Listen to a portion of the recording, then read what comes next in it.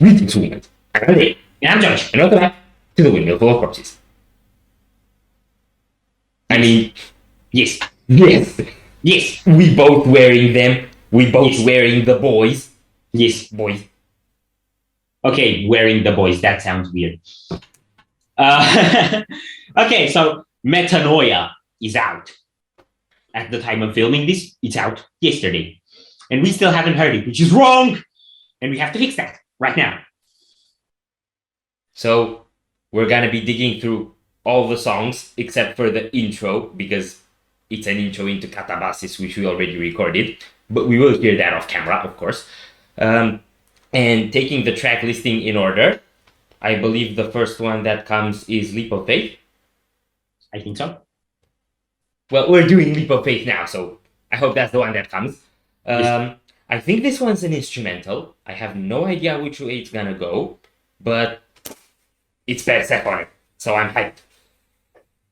So are you ready? No. Leap of Faith will be in the description below. Be sure to check it out. Here we go.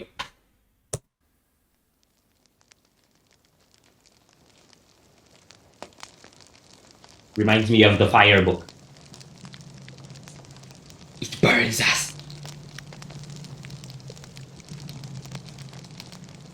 Yes.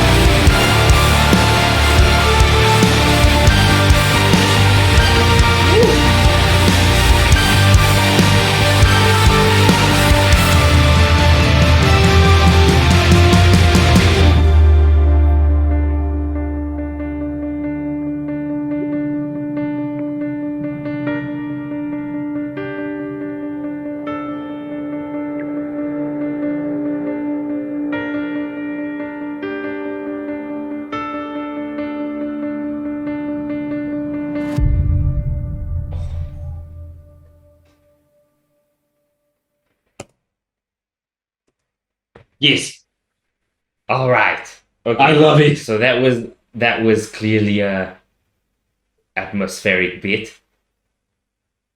I'm thinking with the intro, how it started, it was very much this kind of like tragic ambiance with the fire in the background that reminded of the Fire book. But then, and with the more simple piano melodies that are kind of catchy. But then when the ambiance started creeping in with the sound design, that was very much later stuff, Atma style. So it was kind of those two dimensions coming together as far as their sound design perspective is concerned. And then Bobby started thumping in my brain. Yeah, so when the drums came in, I thought it was such an epic moment because they build this like really peaceful atmosphere, and then when the drums kick in, it's like they give power to it, but it doesn't shift the mood. It's still kind of in that peaceful, steady state because the drums have kind of this echoey tom work kind of thing that's really like thunderous and majestic in a way, but it's not like it doesn't hit you. It's not aggressive. It's just it. You know what it reminded me powerful. of? Do you know that movie scene in Lord of the Rings when Pippin kind of drops whatever thing in a fountain in Moria, and then the goblin drums start pounding in the deep. Drums in the deep. Drums in the deep.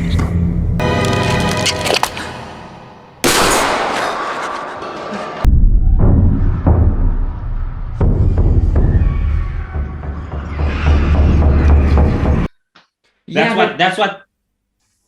The thing is, I don't think I would associate Persephone's vibes with goblins. Rather, Lorna Shore. Well, it depends on how you look at it. Persephone don't have to be the goblins; they can be the fellowship. Oh. And it's very much this confrontational thing here again, as far as I can tell. Yeah, and it is called Leap of Faith, so it's Yeah. in a way diving into the unknown, and it has, if you want, a bit of a like being lost in space or free fall kind of effect. That's really cool. Or being in Moria.